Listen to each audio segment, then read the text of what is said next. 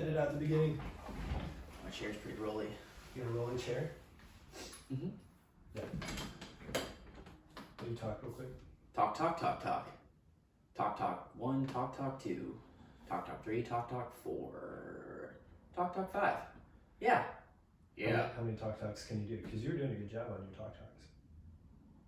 Sounds pretty I good. maxed out at 7. That's it. That's all I got. Good. Okay. All right. I'm ready to roll. If you're ready to roll. Let's do it. Let's do it. Let's do it. All right. I'm super excited. Welcome to the Man in Progress podcast.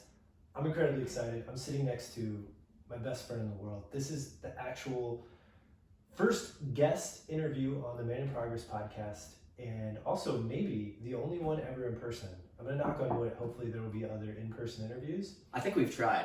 We've tried. Failed miserably. It's crazy in today's world. Like you know, first off, I should introduce, this is my best friend, Aaron Abodeely. What's up, guys? Aaron, welcome to the podcast. I'm stoked to be here. And fun fact, Will Boyd was the first guest on my podcast ever. And he's the reason I started one for my business. And I'm stoked to do one that's a little bit more fun. Yeah, I think it's fun. Like it's supposed to be. It's supposed to be fun. It's true. I was the first guest on the Outcome Studio podcast, which you're the host of. You're the host of the Outcome Studio podcast, which is also the name of your business, which we'll talk about briefly at some point. But you were one of my guests on the Breaking Student Debt podcast, and we talked about personal finances. We talked about your going more minimalist, which we'll dive into today a little bit. But before we get too far into it, I just want to welcome everybody to the show. Super excited. I actually really like this in-person format. I think it's something I got to do more of, which you are a fan of. You've been doing in-person podcasts. Yeah. Yeah. And sometimes, in fact, with multiple people, like roundtables. Like which threesomes. Minimum. Of podcasting. Minimum. Of podcasting, which I've been doing most of my podcasts online through Zoom, through video conference, and you have been a huge advocate of in person, which is something that I need to move towards, something I should do, just so the connection's different. And before we get too far into this, we got a lot that we're going to talk about today. Aaron's been my best friend since we were, I think, 14 or 15. Shout out to Professor Aligood, who we probably knew each other maybe before that, but I think it was our AP World History class. Yeah. Or was it just World History? I don't even. It was AP World History. Yeah, freshman year or sophomore year? Oh man. Sophomore year? Sophomore year. Shout out to Kennedy High School if anyone's listening to this and you know the answer. Was that freshman or sophomore year? We would love to know. I'm going to tag. So you had been at our high school freshman year, but I don't think we knew each other. I think we just hadn't crossed paths. Yeah, it's just crazy to think about. Together. Like, it's kind of crazy. Like, we went to a high school that there were 400 some people in our class. I guess every class probably 400-ish. In Cedar Rapids, Iowa. In Cedar Rapids, Iowa. By the way, we are filming and recording this in Alexandria, Virginia, right outside DC. We're going to get into how Aaron and I are even doing this podcast together. Surprise, we're roommates, by the way. Yep, we're roommates. Kind of crazy scenario how that played out. But Aaron, before we get into that, I want people to have a little bit of context for you. You run your own business at this point. How old are you first? Let's go there. I am 33 years of age. 33. So I'm super fascinated by age. I know age plays a lot on my mind of where should I be in life.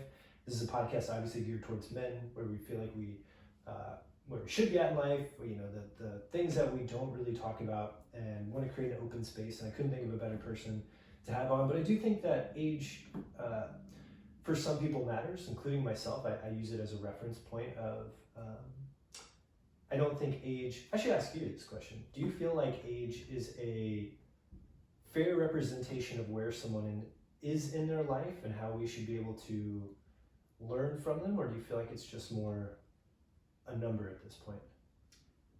I feel like, especially given your passion about like this idea and concept of Man in Progress podcast, we were taking a stab at something around being 30 and trying to do a podcast. The old NAV 30 podcast, navigating your 30s, and I don't know if we ever Yeah, announced that to people. what's I that? don't think we ever announced it to people. I don't think we did either. Yeah. But it was probably the early rumblings of this Mm-hmm. in a lot of ways. You know, I think that experience is everything, and age just helps you get more of those experiences. I mean, you could be 50, never leave your hometown, which is totally okay if that's what you choose, but you know, really like only watch the local news. Again, totally okay if that's what you choose. You know, work the same job for, you know, 30 years. Let's say you start that job when you're 20, work it all the way up till you're 50. You do the same thing every night. You keep the same circle of friends. And so I think in that sense, it's really easy to even be a 50-year-old, let's say, and not have had those experiences to really shape you differently. Mm-hmm. And so I think you and I, mental health, like we're definitely going to talk about that. Mental health is something you and I think have struggled with, just getting outside of our comfort zone. We have different like reactions with our mental health, but you know, maybe we haven't had as many experiences as we wanted to because we've been in our shell, so to speak, afraid to get outside of our comfort zone, which is actually probably really surprising for a lot of people to hear. Like you and I both have businesses, Mm-hmm. not necessarily going extremely well by any means. I mean, these are very humble, humble businesses. You know, we serve the people we serve. It's not like we have enterprises by any means, but you know, we've traveled a bunch. Mm-hmm. We've lived in a lot of places. I've dabbled more in the social ecosphere. You've certainly spent a lot of time building a personal brand, and people think, gosh, you guys must have it all figured out. Like, how are you doing this? And we're freaking clueless, you guys. Absolutely clueless. And so, age, I don't know. I think it's a mix of both experience and age. Yeah. I like that answer, man. I think you're absolutely right. I mean, I think we get a lot of people who knew us when we were younger and are like, wow, you know, it's really cool that you're doing all this stuff. And we joke to each other that we're both poor consultants, which we think is hilarious because you think of consultants as... It's a joke and the reality. Well, we should talk about that because I don't want to get into details or numbers, but it has been super incredible to watch you over the last year and a half. How long has Outcome Studio been? Have we hit 2 years or a year and a half? It'll be... Since you technically... Well, yeah, I mean, since I filed the LLC, I think that was end of June 2018, so it'll be almost 2 years. When did you take on your first client? Because I think that's when it starts, right? Like the idea starts. Yeah, I think it was maybe fall of 2018, okay. And it was very modest. I mean, I was still... In fact, I quit my full-time job, and when I did that, I thought I had 5-6 months of living expenses. I burned through it in 2 months. So I was actually bartending, even though I don't drink anymore. I quit drinking in January of 2018. Started bartending, and that was in Indianapolis. Realized I had quit my job there, so I had no reason to necessarily stay there. So I went to Pittsburgh to live with Will, and then I was waiting tables, you guys, through January, February of 2019. And I had some humble clients. I mean, it was you remember, it was small, like not paying the bills. And finally I got my tax return check like March 2019, and I was like, yeah, I can go full time doing this. And so I feel like that's when I really started. Yeah. Which is maybe a year at this point. Maybe a year of really like being invested into it. Well, and you probably remember this, dude, like waiting tables and bartending after I had a more of a white collar, hands-on keyboard, like managerial job in the IT space to go making, you know, $100 a night, just sweating, slaving away. I mean, it's, you know, I think it just shows how much we'll sacrifice to be able to have some freedoms in life. Yeah. Which I wanna go there because I think this is a big thing. There's a lot of people who are working jobs right now, maybe even got a really advanced education for it, and working, you know, at corporations or companies that are paying them a livable wage or even well beyond a normal livable wage, but aren't happy Or something I think about even recently, maybe folks have been laid off, Right. and you feel like, my goodness, the only option I have is to go get another job. Yeah. Like that's the only option, which I think a lot of, I've certainly been stuck in that mindset. Yeah. And as we're recording this, it's the, who knows what the peak will be, but we're in the middle of the coronavirus episode going on. And if you're listening to this and you're tuning in, we hope that you're okay. We hope your family and the people that you love are doing okay.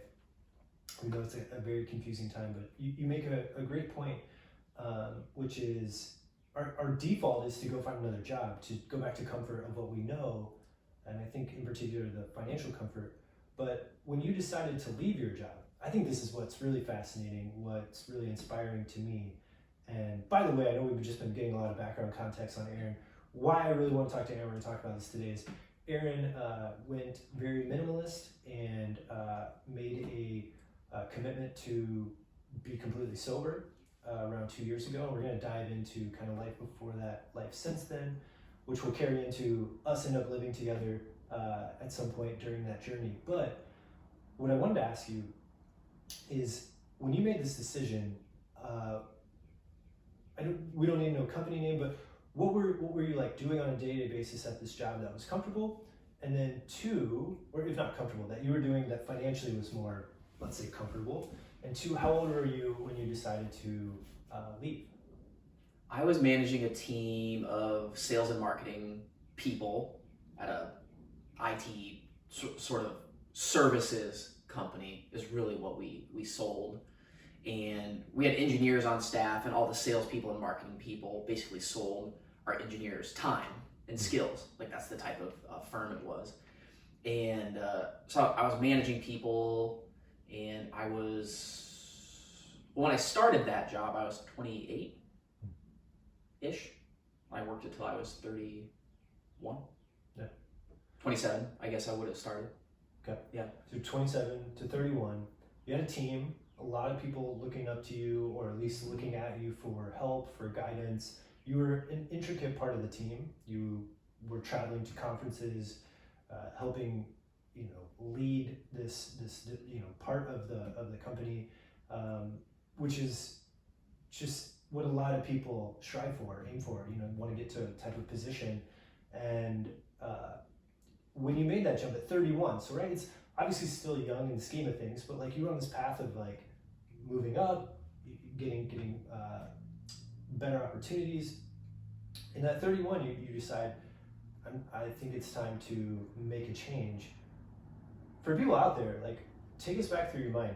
Did you have stable like jobs lined up for you? I know you talked about bartending or serving. Like, what was going through your mind during that time, that when you were like, you know what, I think I got to get out of this position? Yeah. And maybe what we'll have to do is like tag a couple of those Breaking Student Debt episodes. I don't need to get all the way into the backstory, but basically it was 18 months prior to quitting. I'd found myself in like $20,000 of credit card debt, my apartment in downtown Indianapolis. It was amazing, but the thing was $1,400 a month. I had a brand new car lease I was paying for. And then in the business world, and you've experienced this too, you just really get wrapped up in your identity being just having this backbone of on top of your career. And so you have so much pride in like this job, and I still have best friends from that world, but we would go out a lot, fancy dinners, drinking a lot. I mean, multiple times a week. It was happy hours, and then on the weekends we all hung out, and it was great. I love these people, and at the same time, I think I realized I'll never change my trajectory if I just don't stop some things. And so that's when I got real mad. You remember this. I went from that expensive Indianapolis downtown apartment to, it was a studio anyway, and I've always lived in small spaces, but I moved into like a 150 square foot apartment. It was literally a room with a bathroom and a bed and a desk and a mini fridge and an induction cooktop. And I just lived there for like 18 months and started paying off debt, got rid of my car lease, started riding my bike every day to work. I actually demoted myself at my company so I could have more like mental space because I didn't want to manage people anymore. And then I started cutting back on the drinking, but then I knew stopping drinking would be hard with my friend group. So I signed up for a marathon and I used that, the marathon training. And this was 6 months before I quit my job. I've been paying all that stuff off.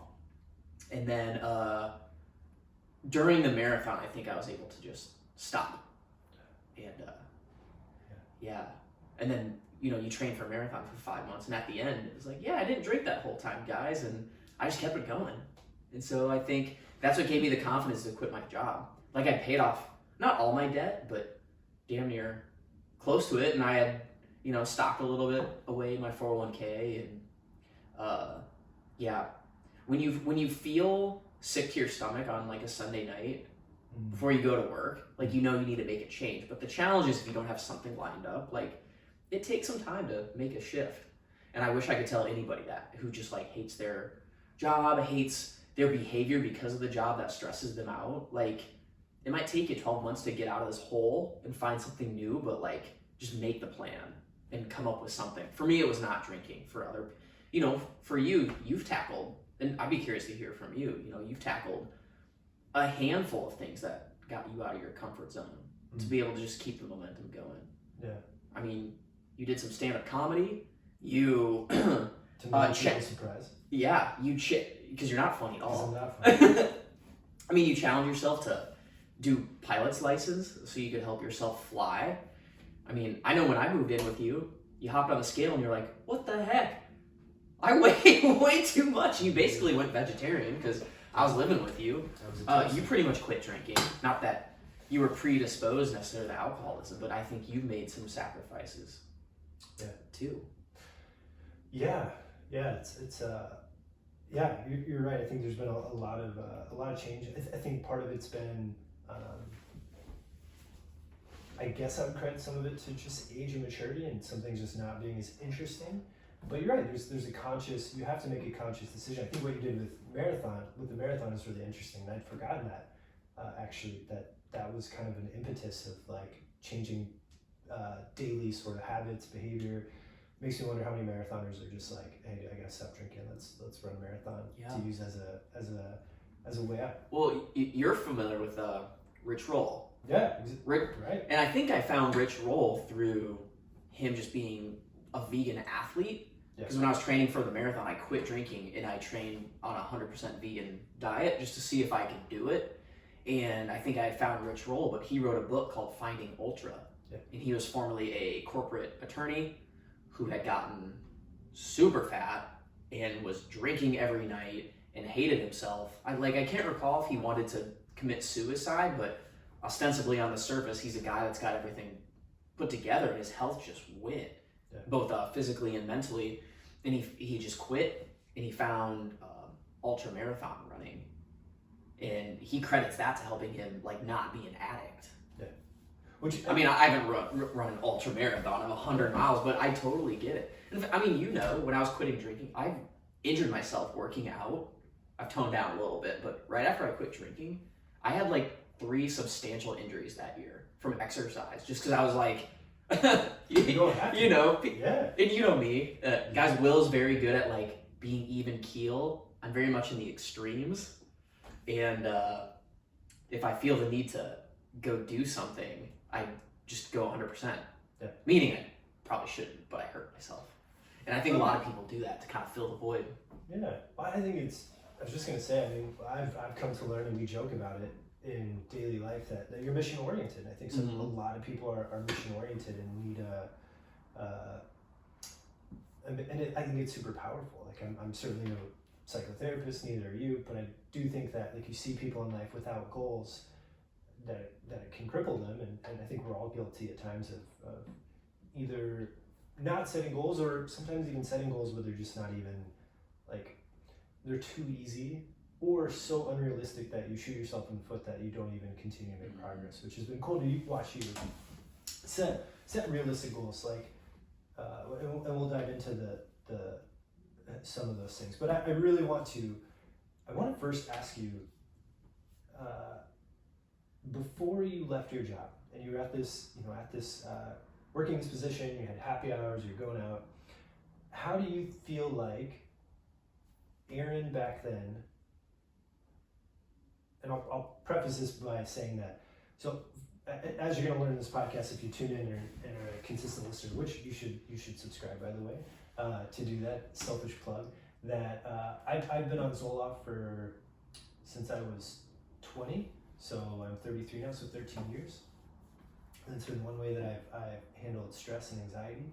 I've worked on a lot of different things, but just to have that for context. But I would love to know, how did Aaron during those times handle stress, anxiety, fear, when those emotions would kick in of like, crap, I drank again, like way more than maybe I should have, which we've both done. This is not like we've seen each other at some of our worst. We went to college together, so we'll leave it at that. I may or may not have made some bad decisions, which at some point will come out in this podcast. I'm positive, but oh yeah, we'll pull them out. We'll pull them out. Yes. How did Aaron back then handle those kind of situations? What were the emotions that you would go through as you felt that, like as you have those days?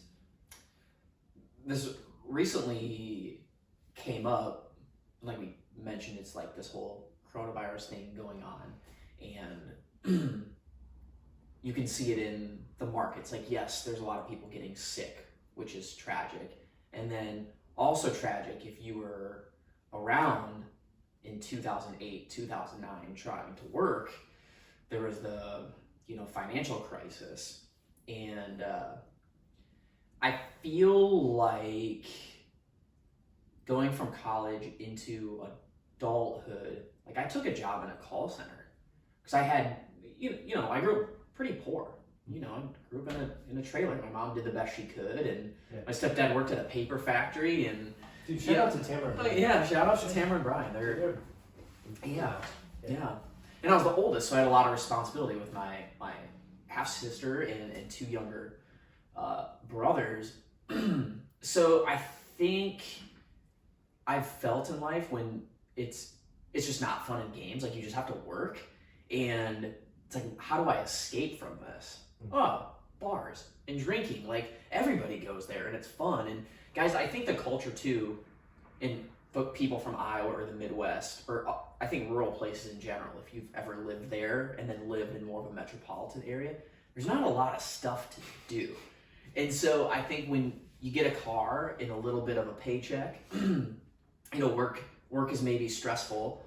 Plus, if you've got financial problems and maybe you're predisposed to things like anger or depression, or maybe just not high self-confidence, it's really easy to medicate with alcohol. Just like, I'm off work, I don't have to think about it, I'm just gonna drink. I also think I did maybe enjoy spending money too, because like I never got to do it when I was a kid. Like, we just didn't have it, and so it was interesting, and I probably wasn't smart with my money either. So I think that's maybe okay when you're like right out of college, while you're just kind of figuring stuff out, but I just let it go for too long.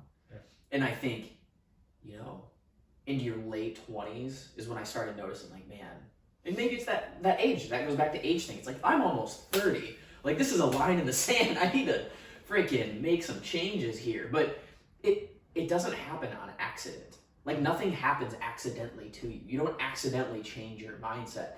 All you can do is recognize that maybe you're not behaving in a way that's acceptable to you, and then consciously make changes. And so, I think it was probably a mix of depression, scarcity mindset, like excitement that I was, kind of developing some social status, if you will. Like, like it was always fun being your friend and going to your house and hanging out with your parents. I was like, oh, like they're such nice people, and your family almost adopted me, basically. And it was so helpful to see, like, your dad, very disciplined individual, and I never wanted to disappoint your dad. And I think, Join the club. yeah. Yes, Alan Boyd is an amazing guy. He's got high expectations. High expectations. But I think that was good for me to have. I mean, I would consider him a role model in a lot of ways. And I didn't have some of that. Yeah, man. I think a mix of that and you turning me on to personal development content was super helpful. Like, guys, if you don't go to therapy as a man, which I know a lot of you don't, or you don't want to take pills, like, eat up some of that personal development stuff. It'll help you. And then find people that maybe can bring you to the place of what you need. Like, for me, it was maybe some discipline, and I think it's why I always gravitated towards your dad. But yeah, that was me. How? I think that there are a lot of things there that I want to ask. I guess the first. Well, hold on. First, Yeah. I want to ask you. Let's talk about your dad for a minute. Okay. Oh, Yeah. We're turning the tables. We're turning the tables Okay. because I know that he's been instrumental in your ability to think and problem solve, but also you're a lot more emotionally driven than your dad. I mean, Will's mom is a teacher by trade, and so you've got that really nurturing side as well. And so I'm curious your thoughts. How has your dad shaped you? Yeah, it's a really good question. Something I've thought more and more about. I think it's ever evolving. I think now that I've been able to open up to them. So let's see, we were 28. I want to say 27 at the end of 27. This was 2014. I started my first year of doctoral PT school and had a total nervous breakdown. Like, if you're ever interested, I hosted a podcast called the Nobody's Podcast, and there's a whole episode called Check Myself into a Psych Unit. Maybe one day I'll replay this. A couple times. Yeah, a couple of times. Hopefully it's the only time I have a podcast. I don't mean to laugh, guys, but it is. But I want it to be a place where we laugh at mental health and because there's got to be humor in it as well. Like, it's tragic when you're in it, but when you're out of it, it's a part of your story. And if you can't laugh at your own story to some degree, to me, then you're not healing. Like, to me, I can look back and to me, it's made me have to change my behavior because I look at that and go, I don't want to experience that again. And so, what was the environment that created that? That has to change. Like, that has to change, and whatever that is.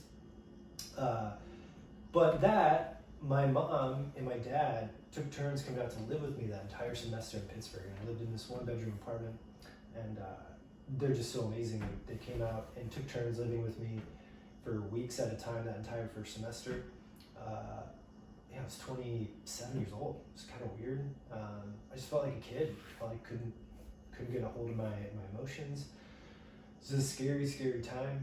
I was dealing with a lot of panic and fear and phobia for like 6 years up to that point. That was just not addressed, and I'm sure I'll talk a lot about it on the podcast. But to answer your question, maybe a lot closer to my dad. If it weren't for that, I bring that up because I don't think we would have the same relationship had that not happened. I don't think so either. Yeah, I don't think I would be who I am now, and being able to sit here and talk to you, and we'd have this podcast. I'd probably be working somewhere 9 to 5, just freaking out on the inside still.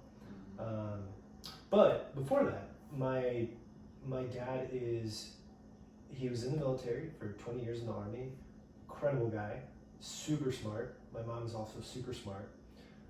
My dad came from a family where this is so interesting. As I get older, I look at how your own like close family, their family, even though you consider your grandparents close, like, but like you didn't live with. Well, for some people you did, but for me, I didn't live with them. Mm-hmm. For you, like I know you didn't grow up necessarily living at your grandma's house every day, right? If you saw them, but my dad did with them when he was a kid, and I've been learning more and more and more about what it was like for him to grow up and realize like he had this role. He was the oldest of 4.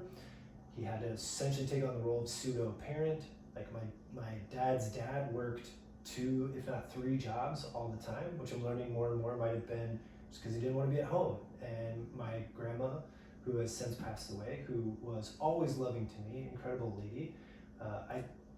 Stories are that she struggled with 4 kids, which I don't have kids, you don't have kids, but I can imagine 4 kids is a lot, especially if you're on your own a lot. Your priorities are different than being a bachelor, that's for sure. It's like you gotta be on all the time. And I say that because I think for my dad, I think that his life and his ability to get out of that situation for himself, he had to turn himself into something, which was to be disciplined, to be focused, to achieve. And that was his way to probably get love, and to find a way out of that environment. Mm-hmm. Like, I think if you surround yourself with that all the time and you don't, I'm sure there's some, talking with him more, was like, I gotta get out of here. I just gotta get out of this environment. And he wasn't a gifted athlete. I don't think he was a poor athlete, but he wasn't, he wasn't gonna go get D1 scholarship somewhere, just like I wasn't, or maybe you could have played golf if at some point, but he wasn't gifted in that way, to the degree of like, yeah, that's my way out. And so academics became his way out in the Army. And my dad's played a huge role in my life, and I'm far more emotional than he is, or at least I demonstrate it, because I think mainly because I just spent so much more time with my mom as a kid. My dad was away for periods of time, up to months, if not years, depending on where he was stationed or living for the Army. And I think I just was a part of my environment, was being around my mom. I don't know if it's because I was also the youngest of my brother, and I watched my brother not get along great with my dad, that I thought the way to create peace was just be quiet, calm, never cause friction, and just do well at things, and that way no one would get mad, and which was at the expense of me figuring out more and more of who I am or who I could be, because I wanted to just solve that problem. But he's been a huge factor in me, especially, I don't think I ever had an entrepreneurial bone in my body. I don't think, if we're talking to each other 10 years ago, do you think either one of us was gonna own a business? Nope. Well, I don't know about own a business. I thought I certainly would work in business. I mean, I majored in business. Yeah. But I didn't think business. No. We're self-employed, we should say. We're not we don't have managing our own teams of anything. Yeah. But we have legitimate accountability with people. They're very much so. Yeah. Businesses. We're in a position we don't have to go necessarily get a job at this point. We have enough clientele, which is awesome. But to answer your question, it's played a major role in my life. I actually hope to have him on this podcast at some point. I'm sure my mom will share this with him. So I would love to have him on at some point to share that. Maybe 30 episodes in. I'll bring him on if he's up for it. But played a major role in my life. I definitely got I didn't know the characteristics of leadership were in me that deep. I had been playing soccer. I was always a communicator on the field, but I think now in business, seeing myself come out more, him coming out through me more, has been important. But I do want to ask you, because I think there will be plenty of time throughout this series of this podcast and be talking about my dad. See what I did there, guys. Trying to deflect again, per usual, because we're nice guys, and we're good deflectors. Which is why I wanted to have you on. By the way, I should say there is a very good chance that Aaron is going to be a regular co-host from time to time. If he is not busy, I'm going to try to convince him to come on, because I like this. This is just, it's fun. It's easy. Well, it's challenging too. I mean, even sitting here, guys. Let's be real. We didn't do a bunch of prep for this. We're literally sitting in our living room. Look at these notes right Look at these notes. If you're but listening, there are no notes. One thing that occurs to me is we know each other so well that maybe even talking right now, there's things that are implied that we could probably go super narrow into. Yeah. We'll have to go back and listen to this and figure out where to jump in future episodes. Yeah. Yeah. What did you want to talk to me about? Yeah. So I wanted to ask you, before you had to bring up my family. Jeez. No, what I wanted to ask you was, so first off, how you handled emotion, stress during that time. How about in particular when you were at let's say, at the highest peak of your quote unquote social status? You have this job, all this stuff on the line, going out, able to spend money. take me back to the time when you were thinking about making the shift, or I don't even know if it was in your mind at the time of like, how were you feeling when you would have those? So let's say you go out, you go happy hour, go out late. I think there's a lot of people doing it right now. They're going out for their business, feels like a part of their job, and it's just part of the culture. And you have an incredible episode on Outcome Studio with Tucker. What's Tucker's last name? Tucker Hood. With Tucker Hood. Incredible episode. I'll have to put the title of it on the show notes. It's a great episode about drinking culture and sales and business.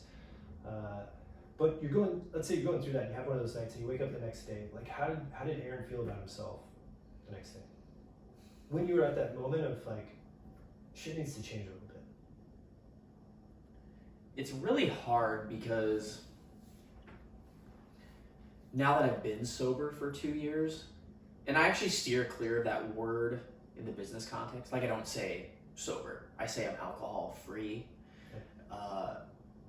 I think sobriety still has quite a few negative connotations, like, oh, you're a high risk person, especially in the business world. So I'm actually very thoughtful saying alcohol free, non-alcohol, no alcohol. Do you think there are people, real quick, because I think that's really interesting. I never really even thought about it on that level. Do you find that people will, let's say you're applying for a job, and or maybe not even a job, but you're going out meeting with clients, and they're like, do you drink? You're like, no, I'm sober. Like, even just those choice of words, will people be like, oh, he had a problem? Mm-hmm. Or is it, or even in dating, we see it. Yeah. You know, there's a lot of people who don't, or making friends, whatever it might be. There's a lot of people who don't drink. But I've found, because I tell people I don't drink. I mean, I don't like toot it like a horn every single day. But when people ask, you know, if you're going to dinner with somebody, or you don't. On your shoulder. Well, it's funny. I went to a client's happy hour. Happy hours too, but their holiday party in Georgia. I went to their holiday party, and at that point, everybody had started to learn and know me so well. They were all so excited that I was at the holiday party, and they knew I wasn't going to drink. I wasn't going to drink a lick. I was having some non-alcoholic beers, and they were fired. It was almost like I was the guy who was there, who was sober. Almost like I was wearing a badge. Yeah. But I think that I just say I don't drink, and a lot of people don't pry or ask much deeper, and it makes me wonder if, like, I actually have to be careful, because I think you can make people feel guilty if you don't drink, because they know that maybe their drinking behavior is a little too excessive because it's common. Or just like our diet or working out. And like, if you hang out with a super fit person and they ask you, hey, how was your workout yesterday? And this person's jacked, they can run marathons, like they do CrossFit, they're in perfect shape, and then they ask you, well, how was your workout yesterday? What are you gonna say? Not as good as yours, bro. Not as good as yours, bro. And so, you know, I think you just have to be careful that you don't offend somebody or accidentally make somebody feel bad about what they're doing. But yeah, man, going back to the word sober, I just think addicts are still viewed as risky people. Like, you could relapse at any time. And which is probably true to some extent, but yeah, I think there's still a lot of stigma. We'll just leave it at that. Do you feel like you were aware at that time that you were drinking more than you want to? Like, I don't know if it's even right to say like too much, just more than you had probably wanted for yourself to be doing. Was it something you were conscious of? Were you aware of? Was it something that the next day you're like, I shouldn't be drinking that much? Or was it just, you were just living, that was part of the life, and then eventually at some point changed? I think there are people doing it right now that are struggling. Yeah. It's tricky it's really tricky to put into words. I think it was almost subconscious. And it was so much part of the routine like what you're saying never even crossed my mind. It was just, oh, this is what I do. Yeah. Like I just drink at night, or I just go to happy hours and, oh guys, I had a stressful day at work. Like let's do an extra couple of shots tonight type of thing. Like that's all it was. Yeah. I don't think there was much more thought in there than that. And it actually took, I think, me realizing like, oh, I'm just unhappy with my life and I drink because I'm unhappy. That was the bigger, I think, wake-up call. So did you, when you did the marathon, did you consciously make that choice to do the marathon as in a way of like, I'm unhappy and want to change? Or did the marathon help? Was the marathon the spark of like, oh, I could change because this event is causing me to change my habits? There are two, that's a really good question. And you know this, these words, I should get them freaking tattooed on my face. Because they never occurred to me before. And if you drink too much, or if you're a workaholic, or if you are a shopaholic, or you don't like your diet, or whatever, I think one of the very first things you can do is take accountability for that. And I think a lot of people want to make excuses and say it's my environment, or it's my genetics, or it is my stressful job. That's why I'm doing this addictive behavior I have. And I think once you take accountability for it, it's really hard to point the finger at anybody else but yourself. And then once you take accountability, you need so much discipline to not do the thing that is so easy for you to do. One of my other inspirations, probably why I look up to your dad so much, is a guy by the name of Jocko Willink. And he wrote a book called Discipline Equals Freedom.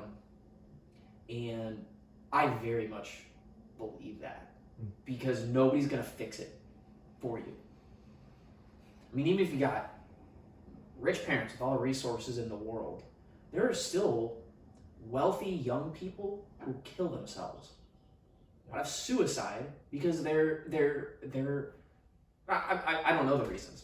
I didn't grow up that way. I just know it's true. And you'd think that their parents could just write a check and fix it for them. Not the case. Yeah. You have to do it for yourself. And so, yes, at first it was accountability, and then it was just believing and feeling like discipline would be a path for me. Yeah. And I think that's why I gravitated towards a marathon. I think that's why I gravitated towards quitting my job and like trying to start a business. You have all the accountability, and you have to be insanely disciplined and self-motivated to run a business. Nobody else is going to do it for you.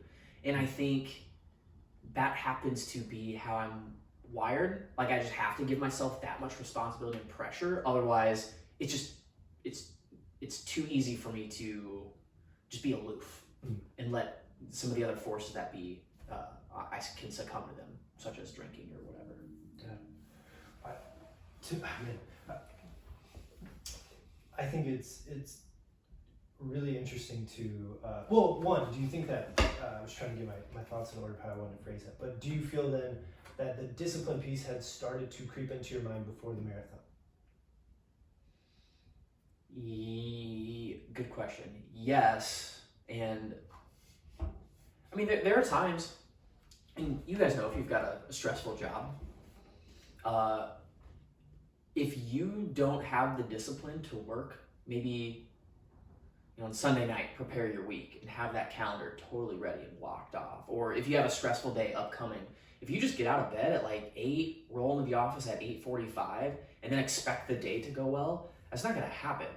And I think my first glimpse of it was when I had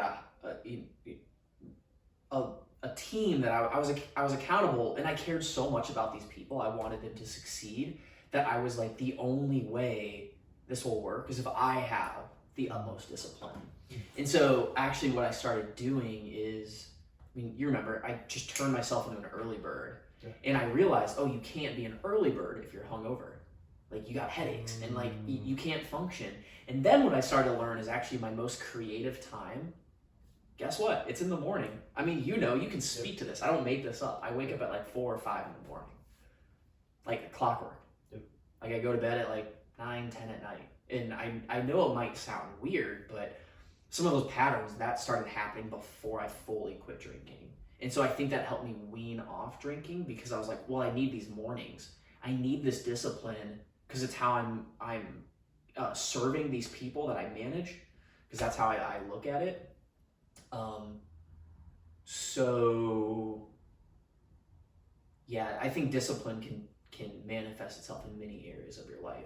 Yeah, which you are one of the most kind and caring humans that I know.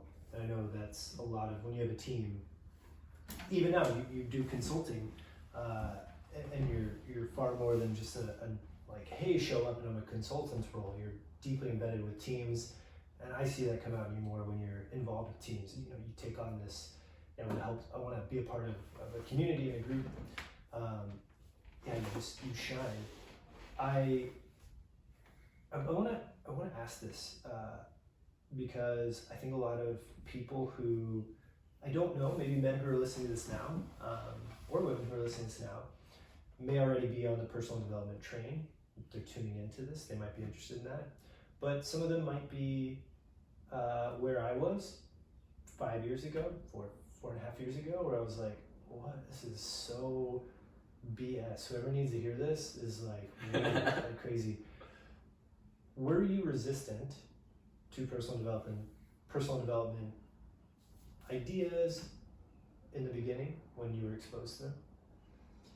Dude, it's so funny because I would say now, having been through it, I also don't rely on it so much. Like, I think there's and this has just been my experience, there's a window in which it can be very helpful. Like, if you're trying to make a transition, that transition, you don't just like wake up the next day or the next week and you become somebody else. Like, it is this process. And personal development type of content and people that speak in this area, you can start very entry level to the point it almost doesn't even feel like personal development. It just feels like mental fitness. I think that's a term for, instead of mindfulness, that some police forces have adopted, is mental fitness instead of like mindfulness, because it's a little bit woo-woo. Yeah. But like the idea of just like having your brain right, yeah, in mental fitness, through sort of uncovering that, is like, oh, I can't be mentally fit, even if I'm a logical person, unless I sort of wrap my hands around what these emotions are. So yeah, I was very reluctant at first. Yeah. I mean, you know this. One day I'd love to meet him. Tim Ferriss's podcast is probably my favorite.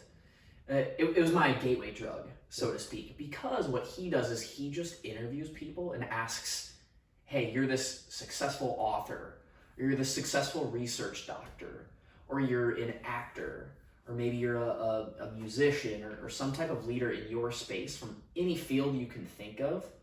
And Tim just helps them tell their stories about how they got to where they are.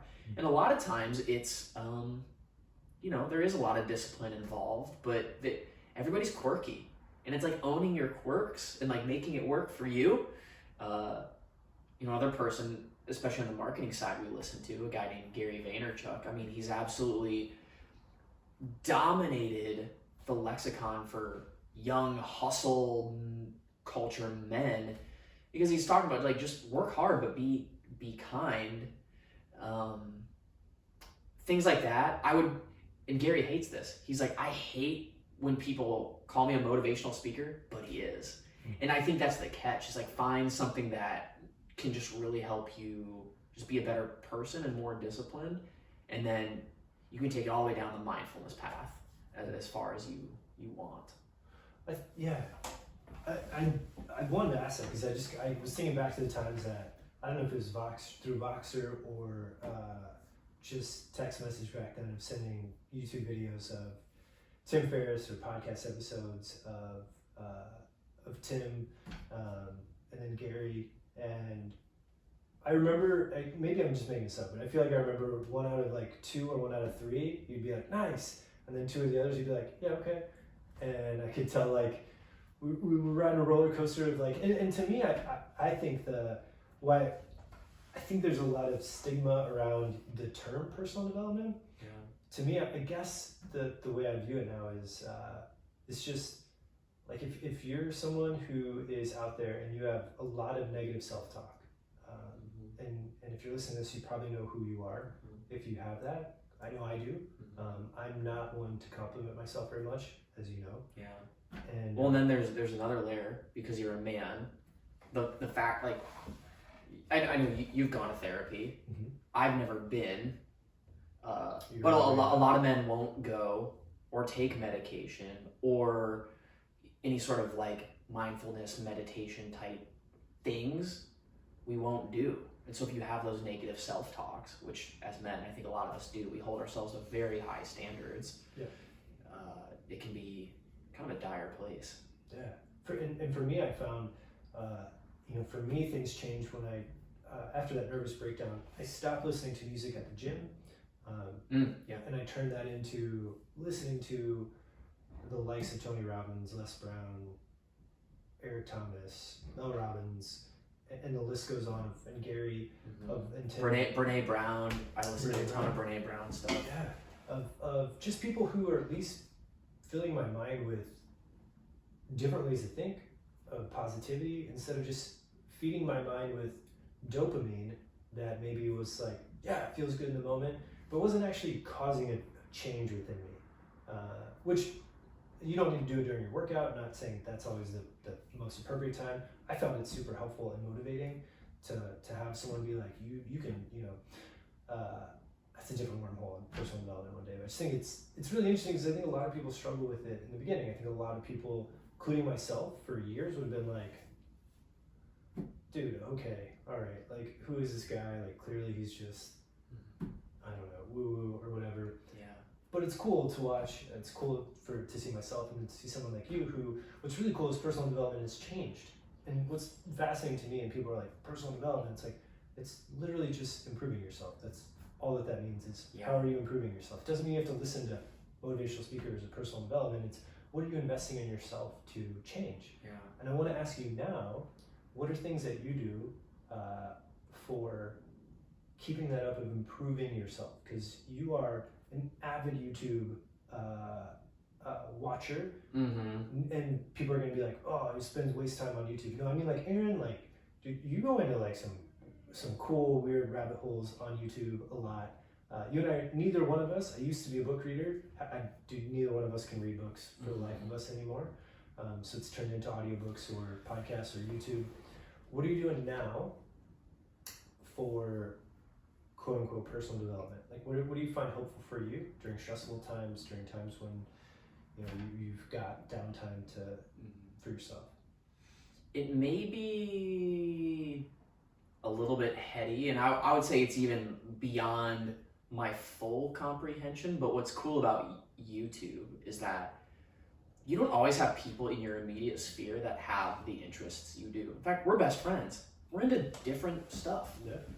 Like, we just are, and I don't know a lot of people that are into some of the things that have caught my interest recently. So there's a handful of YouTube channels that really take ancient philosophy but apply it to modern times and modern context. Probably the most notable and famous is a guy by the name of Ryan Holiday, who has written a handful of books about Stoicism, but he right-sizes it for modern times. And Stoicism has gotten really popular in sort of Silicon Valley, in the business world, but there's a handful of philosophies that, going down the YouTube rabbit hole, like, I won't read a book to save my life.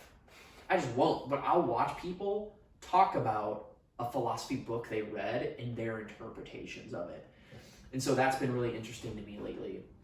And you know this, probably most in line with my minimalist journey. And guys, Will wanted to live in a nice fancy apartment, and I wouldn't let him. We live, it's very humble, it's very small. In fact, it's modest, yeah. In fact, with our coronavirus lock-in, we've probably spent a little bit too much time. We should measure the distance we're at right now. Yeah, it's very close. But all that is to say, I'm really into like tiny houses and sustainable living and dwelling. A big part of the reason I stopped eating meat was environmental impact, and there's not a lot of people that just, also just the law in the way our world is. Like you don't see suburbs full of tiny houses and like sustainable living. Yeah. You know, you had to talk me into not getting an apartment in like rural West Virginia this past year because I just like wanted to live in the woods, and you're like, dude, Aaron, you probably shouldn't do that. Great idea. But anyway, YouTube is full of crazies. the beautiful crazies that I love who, you know, one day I would love to build a house in the middle of the woods and, you know, be able to make enough money with my business that if I need to go to an airport or the city, I'm able to do that. But yeah, so there's a lot of just amazing people doing stuff like that on YouTube. You can't really get it anywhere else. Yeah. So at some point we'll have to have another episode. We'll talk about the YouTube channels you watch because they're just fascinating. Like, you've introduced me to a lot of cool stuff. Sometimes you'll watch them with me. Sometimes I'll watch them. Yeah, we were watching. Well, that was different. We were just watching Theo Von, which is not stoicism at all. Way different. But True. You gotta laugh. You gotta laugh. You gotta laugh. A little comedy. A little comedy. And I did want to ask you real quick. When did you make the commitment to stop drinking altogether, and what prompted that?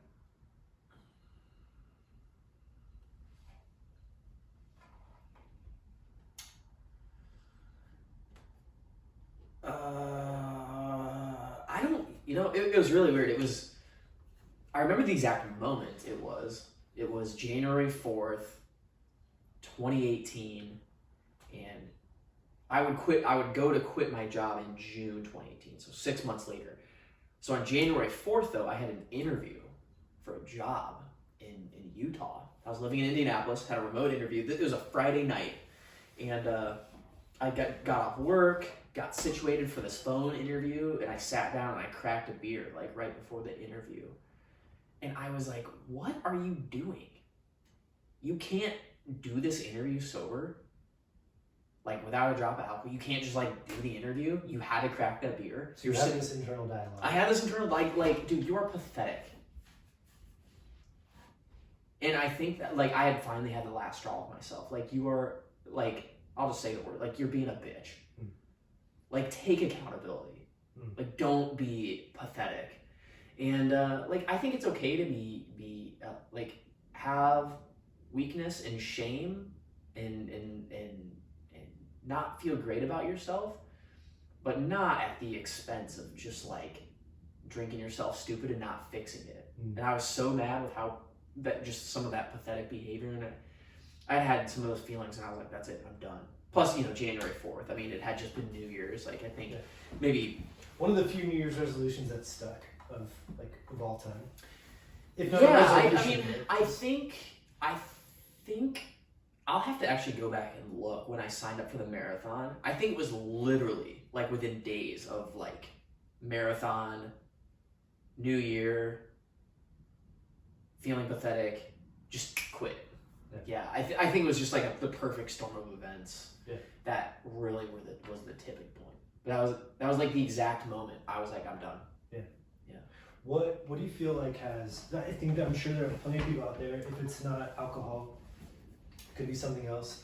I can't say it's the world's worst. You know, for me it's diet. Like, I don't eat the healthiest, and I know that for me it's one of those things where I have that talk about myself too, where it's like, gosh, you're pathetic. Like, really? You could not have a piece of chocolate today? Like, just one of those. But I think there are a lot of people who have whatever that is. And I think it's really cool to hear that you made that decision. And I don't even think I knew that story about the job interview at the table cracking that beer. What do you feel like has changed about you since that moment or that period of time of making that decision to quit drinking, both from a superficial and I guess more deeper level? What do you feel like has changed since you made that commitment? And you know this because I think we've both been battling it, but I think I'm hardwired to be an extrovert. Like, I get a lot of energy from interacting with people. I'm curious with people. I think that's why I do the work I do. Like, I make my livelihood because I interact with people and I try to make them be the best version of themselves. Like, that's what I do. And it's been really hard, I think, just having a social life since I've quit drinking. I've gotten much more introverted. And I think it's because like I know how to be an extrovert. Like I very much know how to go do that. But I've been experimenting the last 2 years just like being an introvert. Like I think I'm forcing it upon myself. And I get the definitions, guys. I grasp what it really means is where you get your energy to recharge. Not necessarily if you like being with people or not, but I'm finding ways to recharge by myself, alone, away from the franticness of the world. I mean, you know, one of my favorite hobbies, I'd historically been interested in nature, but I think since I quit drinking, most years, I mean, unless I'm really busy, my weekends, I'm trying to go camping. And I just go by myself. People think that's odd. I just go camping. So, I mean, that's been a big change that I'm still trying to navigate. And also, the powerful one, though, is I don't have the urge to drink, which is interesting. You would think I would. I would say within the first 6 months I did, it was really hard. Yeah. It was hard. And now I don't even think about it. It was fun. I used to drink whiskey diets. Like, you know, if you're at like a crappy bar and they've got like Jack Daniels and Diet Coke's great. I ordered this meal off of Grubhub and it had to come with a Diet Coke. I was like, what the heck? All right, I'll drink this Diet Coke. And immediately, like, I tasted whiskey. It was really weird because I never. Yeah. I mean, so I mean, Diet Coke otherwise. Really. Yeah. I mean, so there are things that'll like remind me of it. But yeah, those are probably the biggest changes, I think. Yeah. Okay. I wanna obviously I'm gonna have to have you back on. Would love for you to be a co-host at times, even a substitute guest host if I have coronavirus or something else. I shouldn't joke about it. Something else. Well, I think there are plenty of. We are very opposite. I mean, we should do one where I interview you because I think I know exactly what to ask, maybe to extract some things out that people would be interested in. But it's very cool being your best friend and also being so opposite in a lot of ways, but still both just being kind of fucked up to no end. But just like we found ways to be functional, and it's just cool that we get to bumble on through this life together, man. Absolutely. And I think the key thing is we both want the best for each other, which is the and people. Yeah. And it's I've got a lot to say. We'll have I do want to respect your time. We'll consider this a warm up episode of this. But I want to ask 2 questions before I leave, and before we wrap this up. One, what do you hope Aaron 10 years from now? So you'd be 43. What do you hope has changed, and what do you hope is he's still doing that's the same? Aaron from 10 years from now, I want to find a way to help more people. And I know it sounds kind of like altruistic, but what I've learned is you can't help masses of people at first, but you can help lots of individuals. And I think it's important to me. So what I keep doing is getting outside of my comfort zone and just being vulnerable and honest about this stuff. I mean, you know, I've had it. It's really odd. Even on LinkedIn, I've opened up about some of this stuff, and it'll go like kind of nuts. People eat this stuff up, and I think it's because there's a lot of people that are scared to talk about this. So what I hope I keep doing is talking about this, because now that I'm 2 years past it, and then, you know, let's say in 10 years, I'll be 12 years past it. It's like, oh, it's just part of my normal life now. I don't need to talk about that. I'm past it. But it's not about me. Like, I do think I can help other people, and it's kind of my responsibility to do so. So I hope that I keep talking about this, and I appreciate you almost forcing my hand in terms of chatting a little bit more about it publicly again. Yeah. So, yeah, thank you. Okay. Second question. If you had to meet a 6-year-old little kid right now, a 6-year-old little boy, how would you, and he were to go, Aaron, what makes a man? Like, how would you explain to a 6-year-old what a man is? Beyond the scientific explanation of, yes, the obviously, anatomy features. Yeah. I think a man is nice and cares about other people, and also does what is right. And when you make mistakes, you're honest about it. And when you might lie, if you catch yourself, apologize, and work really hard to take care of yourself, and always be thinking about other people and the bigger impact you can make. I like that. I like that. I think it's. Oh, that's a surprise question. Yeah, that's tough. That's a tough one. It's like how do you talk to a 6-year-old boy? You gotta keep it basic, right? Right. That's the thing. I learned in healthcare when I was a physical therapist. People would be like, "What is this crazy medical term?" And you'd be like, "Well, here's the scientific explanation." And you'd be like, "Okay, that's great, but like, what is it?" Like, right? You don't speak the same language, right? And so just super curious on a basic level how we, because I do think at the end of the day is, I hope the mission of this and of you and I and people out there and other men is like, how do we create healthier versions of men? And that means physically, it means emotionally, it means mentally, but having an understanding of what it means to be a man. For us growing up, it was being a man was, don't cry, do your work and shut up and do what you got to do, which is like cool. There's a time and place for that, but it's also not the complete. In my, I should say and from your definition, it's not the complete picture, right, of what we have. So, Aaron, I just want to say thank you for being the inaugural guest. Can you say inaugural if it's not every year? Is it just like the initial? The pilot? Pilot? Yeah, are we the pilot episode? I don't know, inaugural sounds cooler. You're the inaugural episode or pilot? We could, yeah. I am rewatching House of Cards right now, feeling very, that's a great word. I know. I just don't know if it's like a yearly thing or if you can just say like the initial. Somebody's got to help us out. If you're out there, you got hit us up in an email or. I think you're doing okay, Will. On Instagram. Hit us up on Instagram at Man in Progress Podcast. Let us know if you can use inaugural every year. We'd love to know. Do super pumped. Aaron, there are people out there. I know you're private, but you do have some hilarious Instagram stories that you share with your quips of what you do in life. Occasionally. I've been cold. You've been cold lately. You're in winter time. You're keeping even your social distance right now. Yeah. During this time, how can people follow you? And if people want to tune into your podcast, what's the name of your podcast? Yeah. So I have the Outcome Studio podcast. If you just search it on iTunes or Google nowadays. Who's it for? I should ask too. Who gets on that? Yeah, great question. I think if you're just like in business and you are interested in sales and marketing, it's great for that. I mean, there's some tactical stuff, but we share a lot of personal stories about just working in the business world. So if that matters to you, I think you'll be interested in the podcast.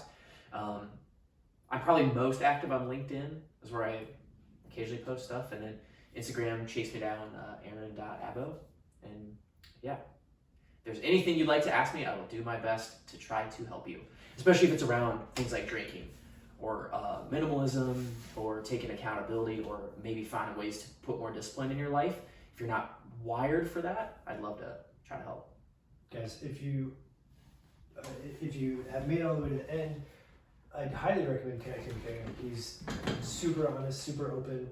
He's hilarious. If you have any funny memes, I know that Aaron's on Instagram when I hear a laugh in the other room, and 90+% of the time it's a meme on Instagram that gets him. So if you have a good meme, send them to Aaron's way. I just want to say thank you, Aaron, for being on the show. And guys, thank you for tuning in to this episode. Follow us on Instagram at Man in Progress Podcast. As always, just keep moving forward. Thanks, guys.